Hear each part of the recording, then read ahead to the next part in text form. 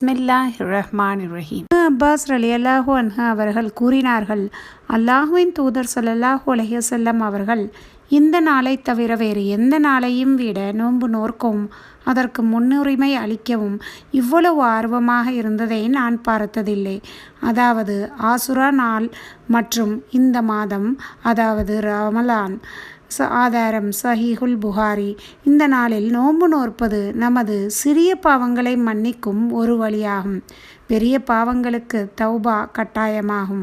நபி ஸல்லல்லாஹு அலைஹி வஸல்லம் அவர்கள் கூறினார்கள், அரபா நாளில் நோன்பு நோற்பது அதற்கு முந்தைய ஆண்டுக்கும் அதற்கு பிந்தைய ஆண்டுக்கும், ஆசுரா நாளில் நோன்பு நோற்பது அதன் மூலம் அல்லாஹ் அதற்கு முந்தைய ஆண்டுக்கும் பரிகாரம் செய்வான் என நம்புகிறேன்.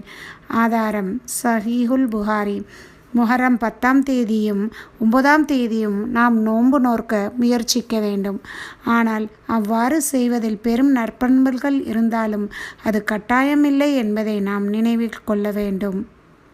ஆசுரா நோன்பான வருகின்ற சனிக்கிழமையும் ஞாயிற்றுக்கிழமையும் நோம்பிருந்து நன்மைகளை தேடிக்கொள்வோம். அஸ்ஸலாமு அலைக்கும் வரஹ்மத்துல்லாஹி தஆலா பரகாத்துஹு.